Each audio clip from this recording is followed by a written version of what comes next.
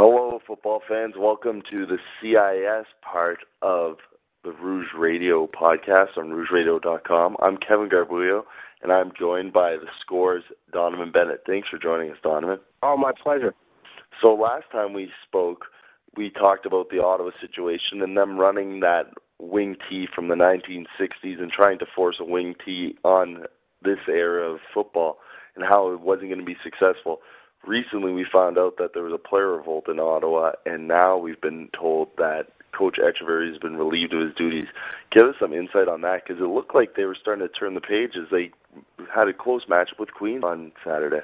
Yeah, and you know what? Well, 1960s is being generous. I mean, it may be an offense from 1906, but the issue there is, I mean, this season is lost. It wasn't realistic to think that even if they did beat Queens, that they'd run the table the rest of the way and find themselves in the playoffs. So having said that, and having some seniors that are upset, threatening to transfer to a hometown rival or to other programs, or just sit out a year and wait things out, there's too much turmoil going around in that program.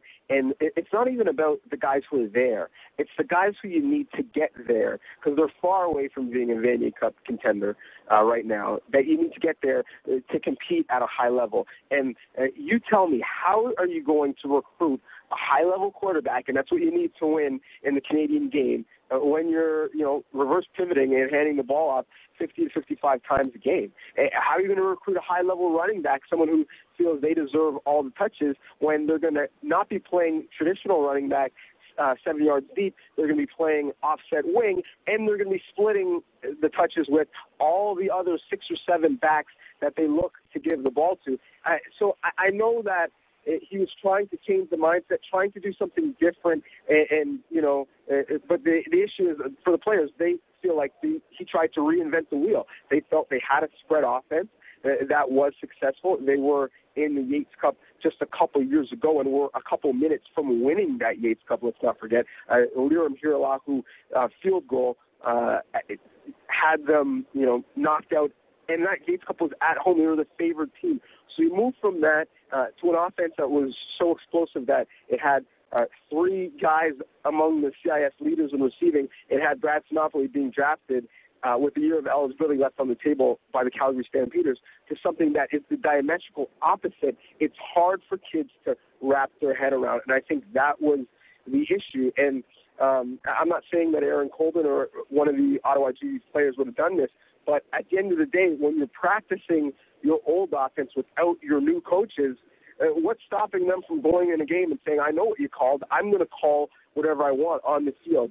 At the end of the day, football is about the Jimmies and the Joes, not the X's and the O's. And I think Coach Echeverry has forgot more about football than me and any of those kids in that program. But the bottom line is, it's a personality thing, and his personality couldn't convince those kids to buy into what they're doing. And when they struggled early, it was all downhill from there. Because when you run something that's a little bit dramatic, you want to surprise teams with it early, get some success, and then once it's on film, they're going to have a way to stop it. Well, you didn't surprise anyone with it early. You didn't have any success, and I think that's where their situation is. So this move wasn't even about this year. I think this year's a write-off. It was about moving forward. How do you get kids to come to Ottawa, not to go to Carleton or to go to the other schools, not even to go to McGill if they're in the OUA? How do you still get those kids from Quebec that want to play in the OUA, still get some Toronto kids to go out east? How do you get those kids not to go to Ottawa or McGill? How do you convince them to be a GG? And running that offense, it's a tough sell. Well, especially since Coach Echeverry's had this turmoil in the past. His last 2 coaching gigs before this, he's had player revolts that have led to his undoing. Seems like he's trying to force-feed something onto his players. And as you mentioned, quarterbacks, skill position players, they have dreams of playing in the CFL. What's a scout going to see when he's watching this wing tee offense? How's that player going to look good for the CFL if he has dreams of going to play pro? a great point. And scouts look for compatibility. What does this guy do at his level that translates to the CFL game? And a lot of the principles, and forget about the skill position, even for the offensive lineman, how you guard, your steps that you take, your splits. A lot of that is very different than anything you're seeing in the CFL or any level of football. Everything is actually moving the opposite way, and things are getting more spread out. People are trying to spread the field horizontally and use the width of the field as their friend. So again, a tough sell nonetheless. Gary Echeverry, one of his things that he felt to recruit is, listen, I've got CFL ties. I have friends in the CFL. I know what it takes to be a CFL player. I can get you there. But when you look across the league, so does Steph Potasek, so does Greg Gary, so does Greg Marshall. A lot of these coaches have CFL ties at this point. So that's less of a selling point moving forward. What the selling point is what are you doing right now, and what are you going to do with me developmentally to make me a future CFL player? And that's an issue there. And now moving on in the OUA, big matchup this past weekend. Western hosting McMaster. Western homecoming, sold-out house. McMaster gutting out the win. Kyle Quinlan, spectacular yet again, 247 yards passing, 2 touchdowns, 145 yards on the ground for 1 touchdown. Western losing a close one. Donnie Marshall going down, but Will Finch stepping in. Are we going to have a quarterback controversy in Western now? Well, you know what? They're going to definitely have to do things differently for the foreseeable future, and it would be a sad sight, for not just Western Mustangs fans, but for CIS fans all across the country, if the last vision we saw of Donnie Marshall was him being carted off the field on his homecoming in his 5th year, and for the 2nd straight year, he's been knocked out of his homecoming game with an injury. But the Will Finch era, we don't know how long, but for sure it's starting now. So they're going to do things differently. Donnie Marshall helps the run game because he ties down defenders. You don't have to block a guy because on the backside of any given play, they have to account of him keeping the ball and bootlegging and making plays in the run game, something that Kyle Quinlan did a great job of this week against Western. So Will Finch, although he's mobile for a big guy, he's not much of a threat that way. The difference in the way Will Finch will help the run game in a different way is he's going to take guys out of the box. And there's a blueprint of how to stop this Western rushing attack. As good as it is, Queens had some success, and so did Mac. They still got a lot of yards, but they didn't get the home run plays, the big plays. Mac is an offense who they have their big plays through the air. Western, their big plays come on the ground, and they limited the games to 6, 7, sometimes 8 yards. At the best, 10 or 15, but never 20, 25, 30. Will Finch is going to take 1 or 2 defenders outside of the box. You want to get those linebackers deep in their drops to help in the passing game because he can make every throw already as a youngster. So that's how he helps the run game because the box is a little bit cleaner. San Vito and Haru can get some clean reads, and it's just one cut and go. Can get to the second level, and that's where they're really dangerous. And for Mac, I mean, they're the finished article on offense, on defense, on special teams, a complete team. And they really didn't have much of a running game from the traditional running backs, and it didn't matter. When Davis Reynolds was knocked out of the game, they brought in more. But really, the guy who was giving them more was Kyle Quinlan. He was the guy who, on passing down, pulled it down when there wasn't anyone open and continued drives with his legs. So, again, it's scary. There's a blueprint of how to beat Western with Donnie Marshall. There's going to be a new blueprint how to beat them without Donnie Marshall as Will Finch starts his illustrious career. But I feel for defensive coordinators looking at this McMaster team and scheming against them because they're a complete team. They don't have many weaknesses. Well, Kyle Quinlan now adding this run element to his game. Last year he showed that he was elusive, but now he's turning into the primary back now that McMaster had some injuries at the tailback position. He's just opening it up and showing that he could be the next great Canadian quarterback in the CFL. Yeah, I mean, for me, there's no question. I said it during the University Rush broadcast this week.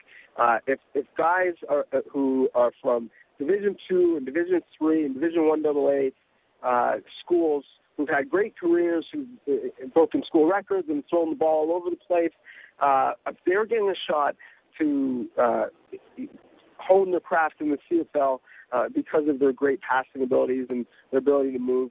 Well, why isn't Kyle Quinlan being given a shot? A guy who's played the Canadian game his entire career. He knows the nuances of the game, and he's played it at a high level. He's been in 2 CFL camps. He knows what being a pro is about. Why isn't he being given a shot? I mean, he's been in camps. His audition with Montreal, it wasn't really an audition to be on the dress roster or the practice roster. He, for all intents and purposes, was a camp arm. And give him credit, he took that experience and learned from great guys like Tressman and Anthony Calvillo and added to his wealth of knowledge, and we're seeing that this year. But if you asked any NCAA coach in the Division I AA, Division II, Division III, would you take Kyle Quinlan as your quarterback right now? Across the board, they say no question, yes.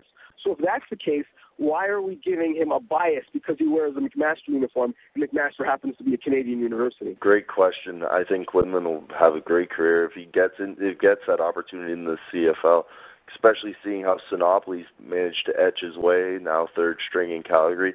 Quinlan looks to be a bit more polished than him going into a camp in his 4th year and coming back, and I think you can give him the Heck-Crichton right now, barring an injury. Yeah, I agree. I mean, Billy Green, the returning Heck-Crichton champion, voters look at not just what you do statistically, but they also look at your record. And unfortunately, there's too many losses on that side of the ledger and not enough wins. But Kyle Quinlan leading a team for the first time in their program's history, ranked number 1 at the beginning of the year. Now we're almost halfway through the year. They're looking to run the table. Hardest part of the regular season schedule is now done. 3 of the 4 games against on the road against teams like Western, against teams like Queens. The long trip to Ottawa, they've survived that unscathed, and Kyle Quinlan seems to be getting stronger and stronger every week. For my money, he's definitely the Ontario nominee for the Heck-Crichton and a safe bet to win the Heck-Crichton, especially since Mr. Lumbala is a bit banged up right now. With Mr. Lumbala banged up, we'll go to Calgary now. Just a quick recap. We've been talking about their offense. Last time we spoke, we were gushing about how they're deep at every level. But their defense the last 2 weeks has really stood out to me. They've held quarterbacks to under 100 yards in back-to-back games. Just talk about the importance of that and how rare it is to hold quarterbacks under 100 yards in the Canadian game. Yeah, it's no question because they're stout up front when they're front 7. So teams are coming out and saying, well, if we're going to have any sustained success against them, it's going to be through the air, passing the ball. And also we know that we're going to spot them 35, 40, 45 points. It's an explosive offense, so we know we have to score. So let's try and score early and often. And the fact that knowing that coming into every contest, that their defense is being able to step up like that and shut down passers is, without question, up there with one of the great feats that I've seen at this level, and up there with one of the great defenses. You look at the Laval great defense that they've had, it seems like every year. Queens has had some great defenses the last couple of years. Well, you're going to have to put Calgary up in that high esteem in the Canadian game for shutting down the passer. And what they do is they do a great job of getting after the passer, rushing the spot, getting passers off their rhythm early in the game, and harassing them and making sure they're throwing it under pressure. There's 2 things quarterbacks don't like. It's pressure and it's pressure. They pressure the passer, and in playing Calgary, the best team by far in the Canada West, it's pressure as it is. They've done a great job of that. I can't wait. If we get the matchup of Calgary and McMaster, Quinlan going against that great pass rushing defense, it would be spectacular, but there's a lot of football left to play before that. I agree that the Mitchell Bowl would be an excellent event this year if Calgary and McMaster met up. The other big game that happened, Regina and Manitoba, great game. Regina gutting it out, winning 30-27. That's probably the battle for the number 2 spot in the West. Take us through Mark Mueller's game that night. What an excellent event for him. Well, it's a great point you make about Mueller, because I think he is not the only guy, and Regina's the only team with their depth at the receiver position that has a shot of upsetting Calgary and representing the Canada West. this year in the Mitchell Bowl, because Mark Mueller, who spent some time, let's not forget, in a CFL camp. It was a couple years ago. He missed last year, most of it with an injury, but he spent time in the Edmonton Eskimos camp, and I spoke to Mr. Tillman at the time, and he gave him high praise. And you can see that's benefiting him. He throws a corner route, and when you're looking at it and you see the green, you think, is that Mark Mueller or is that Ricky Ray? He can throw every pass in the route tree, and their offense is explosive. And, Manitoba has a pretty good explosive offense as well. They've got explosive players in the backfield. But with Regina, they're just at a different level. They've taught continuity. They've been together for a while. And this was a test, really, Saskatchewan having a down year, of who was going to be that second echelon team to really give Calgary a run. Is it Manitoba? Is it Regina? Peter Lynn split as far as their top 10 votes. Which team was the second highest ranked out of the Can West so far this year? I don't think there's any question now. The way Mark Mueller is playing, it's Regina. I agree. Regina's looking like they're going to give Calgary a bit of pressure and at least give them a bit of a foil going on into the playoffs. And now we'll go into Quebec. A few blowouts this week in the Q conference. We have Laval showing that their offense is back again, destroying teams, destroying Sherbrooke. You have Montreal beating Concordia 38-0. Those two teams have a home-and-home next week. Take it to the importance of that one and the importance of home field, especially going for the Dunsmore Cup, where I think home field is the most important in any conference in the CIS. Yeah, that's a great point, because when you look at the times that Montreal has really pushed Laval and made it close, it's always been at home. Always. And Laval, they're a different team at Peps, and there's no question why. It's the greatest atmosphere in college sports in this country. They're well supported, and they exude that confidence when they're at home. So they're a scary, scary outfit to face at home, and there's a reason why. When they have the Vanier at home, and when they got there, they were on a different level. So home field for sure is going to be important, and this home and home is going to tell us who gets that home field. To be honest, as good as Laval has looked the last couple weeks offensively, Montreal has put better tape out there. There's a confirmation bias with, you see the Rouge et Or, you see Glenn Constantine on the sideline, that you think they are the best team in Quebec. And for all intents and purposes, they might be. But Danny Machocha has his team coming, and they've stolen a couple good recruits in the last couple years to raise their profile. And Archambault, the big linebacker, who's really a stud, is one of those guys who Laval thought they had, and he ended up deciding to go to Western, then transferring back to Quebec, to Montreal. This is going to be a good one. And if a team steals two of these, it's going to be a real psychological advantage heading into the finals in Quebec. And if it's a split, well then, who your money is on in the finals in November is anybody's guess. I'm looking forward to it. Is Montreal really closing the gap, or has Laval really been bored and now waiting for a true challenge and a true test? Laval sometimes seems to be just going through the motions. You saw them at the beginning of the year when they messed around with McGill only beating them by 2 scores, and then they put the screws to him a few weeks ago, beat him 65-0. It seems like Laval waits for that moment where, all right, we're going to just do what we got to do to win, and then if you want to try and challenge us, then we show our true power and our true might. Even coming back against McMaster last year in the Vanier Cup was very impressive by them. Despite the final outcome, they can put up points at any moment, it seems. Well, you got to think about it. On their team, of the 100-some-odd guys, everyone has at least one Dunsmore Cup ring other than the freshmen. So they expect to win in Quebec. That's not even really a feat or a challenge for them. They don't rebuild, they reload. And if they don't win a Vanier, and really if they don't run the table, for them, that season is a loss. And that's just a testament to the standard that they set for not only themselves but the rest of the teams in the country, and the standard that Glenn Constantine demands from his program. They have the resources to back it up, and that's why when you set such a high standard, it's tough to get up for Bishops. It's tough to get up for McGill when you know that as a coaching staff, you won this game in recruiting during the summer, and as a player, you know that none of these guys on the other side are really at your level, personally or collectively. So they're really only pushed maybe once when they go out east. They'll have a challenge if St. Mary's is up that year, or AUS.